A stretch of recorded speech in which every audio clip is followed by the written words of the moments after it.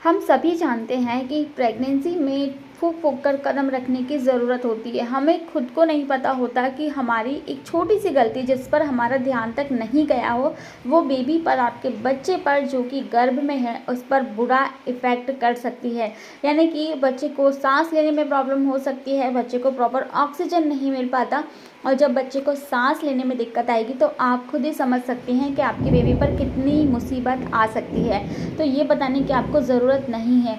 तो वो कौन-कौन सी छोटी-छोटी मिस्टेक है जो आप करती हैं जाने-अनजाने में, उनको आप ठीक कर सकती हैं। देखिए फ्रेंड्स, होता यूँ है कि जब हम प्रेग्नेंट होते हैं तो प्रॉपर हम डॉक्टर से चेकअप्स कराते रहते हैं कि कहीं हमारा बेबी को कोई प्रॉब्लम तो नहीं है, बेबी ठीक है ना।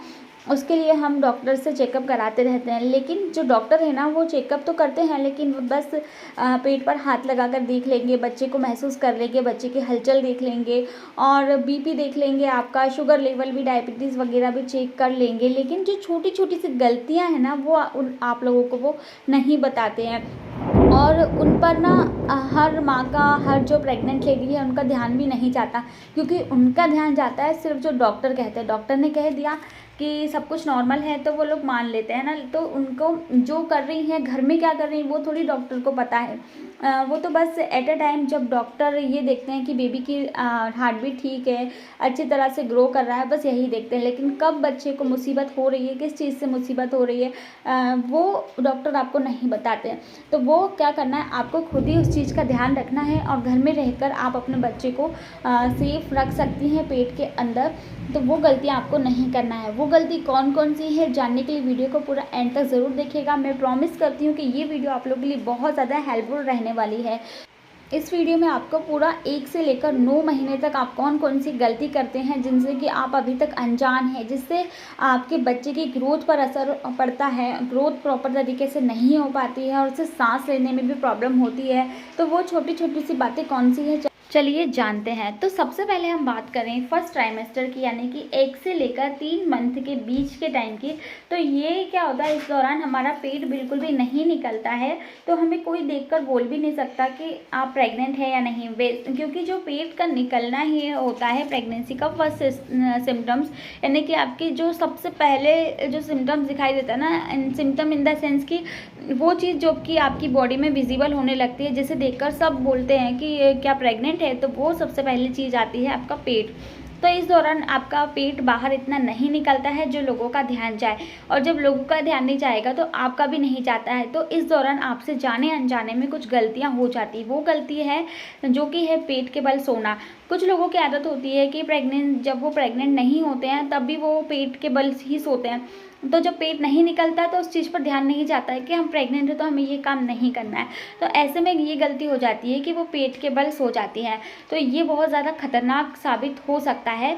आपको पेट के बल नहीं सोना है। 1 से लेकर 3 महीने तक आप लेफ्ट करवट लेकर सो सकती हैं, राइट करवट लेकर सो सकती हैं और पीठ के बल भी आप सो सकती हैं। चाहे जैसे सो सकती हैं, बस आपको पेट के बल नहीं सोना है, क्योंकि इससे खतरा हो जाता है मिसकैरेज का। मिसकैरेज का भी एक रीज़न यही हो जाता है कि आप पेट के बल सो चुकी और हमें पता भी नहीं होता है, क्योंकि अधिकतर आप लोगों ने देखा होगा कि फर्स्ट ट्राइमेस्टर में ही मिसकैरेज सबसे ज़्यादा होते हैं। उसका रीज़न नहीं पता होता। यही छोटी छोटी गलतियां हैं जो आप करते हैं जिसके कारण मिसकैरेज के चांसेस बढ़ जाते हैं। तो फिर अब बात करते हैं हम सेकंड गलती की, जो कि करते हैं आप 4 से 6 महीने के बीच, यानी कि सेकेंड ट्राइमेस्टर में। सेकेंड ट्राइमेस्टर में देखिए पेट बाहर निकल चुका होता है आपका, और अब आपको कोई भी देखकर बता देगा कि आप प्रेग्नेंट हैं। आपको खुद अंदर से भारी भारी सा महसूस होने लगेगा, क्योंकि बेबी का साइज़ बढ़ जाता है। उस दौरान बेबी की ग्रोथ बहुत तेज़ी से हो रही होती है। सो ऐसे में ध्यान चला जाता है आपका। अब आपका पेट बढ़ने लग गया है तो आपको ध्यान रहता है कि अब मुझे पेट के बल नहीं सोना है ना, पेट के बल नहीं सोना है। तो ये तो कॉमन सेंस लग ही जाता है कि जब पेट बढ़ रहा है तो पेट के बल कैसे सोए। आपको सोना है करवट लेकर, चाहे आप राइट करवट लेकर सो सकती हैं या फिर आप लेफ्ट करवट सो सकती हैं। लेकिन इस दौरान आपको ध्यान ये रखना है कि आपको पीठ के बल नहीं सोना है। गलती से भी आप पीठ के बल सोती हैं तो ये आपके बच्चे के लिए नुकसानदायक हो सकता है। तो ऐसे में आप करवट लेकर ही सोइए। अब जैसे कि आप रात को सोती हैं, जब नींद लग जाती है तो नींद में तो हम करवट वरवट चेंज करते रहते हैं। तो ऐसे में अगर आपसे गलती से पीठ के बल सो रही हैं आप और आपकी नींद खुलती है, तो आप अचानक से जब उठती हैं तो आप करवट ले लीजिए, क्योंकि ज़्यादा देर तक अगर आप पीठ के बल लेटकर सोएंगी तो बच्चे तक ऑक्सीजन नहीं पहुँच पाएगा, ऑक्सीजन की सप्लाई नहीं हो पाएगी, ब्लड सप्लाई भी उसका रुक जाएगा, ब्लड सप्लाई भी ठीक तरीके से नहीं हो पाएगा और ना ही उसे पोषण मिलेगा। और जब ऑक्सीजन नहीं मिलेगा, ब्लड सप्लाई ठीक से नहीं होगा, तो आप खुद ही सोचिए कि बच्चे को कितनी प्रॉब्लम हो सकती है।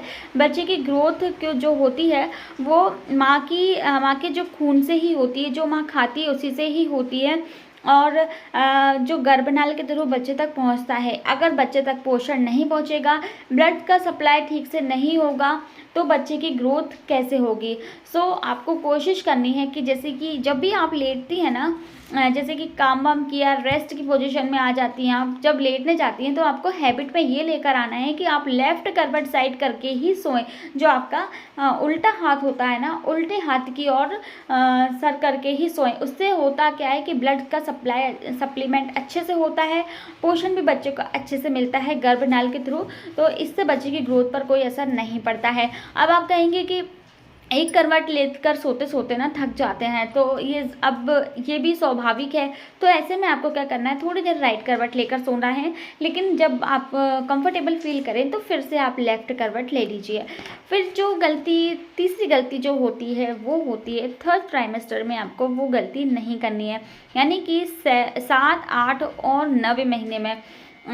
इस दौरान आपको ये याद रखना है कि आपको लेफ़्ट साइड ही सोना है ना। लेफ़्ट साइड सोने से क्या होता है, अगर आप लेफ़्ट साइड करवट करके ही सोएंगी इन 3 महीनों में, तो बच्चे को ऑक्सीजन अच्छी तरह से पहुंच पाता है और बच्चे को खून की सप्लाईमेंट भी अच्छे से होती है। जो खून का सप्लाई होता है, ब्लड अच्छे तरीके से पहुंच पाता है, जिससे बच्चे को कोई भी प्रॉब्लम नहीं होती है। अब आपने कभी कभी सुना होगा, जब आप डॉक्टर के पास चेकअप के लिए जाते हैं, तब आप लोगों ने सुना होगा कि डॉक्टर बताते हैं कि बच्चे की धड़कन कम आ रही है, बच्चे को ऑक्सीजन नहीं मिल पा रहा है।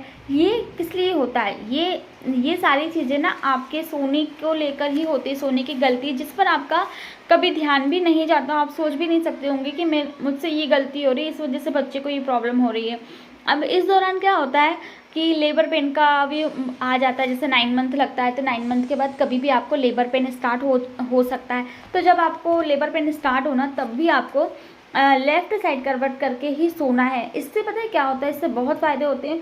अगर आप लेफ़्ट साइड करवट करके सोती हैं ना, तो जो सर्विक्स का मुंह है, जो बच्चेदानी का मुंह है ना, वो जल्दी खुल जाता है और आसानी से आपकी डिलीवरी हो जाती है और नॉर्मल डिलीवरी के चांसेस भी इससे बढ़ जाते हैं।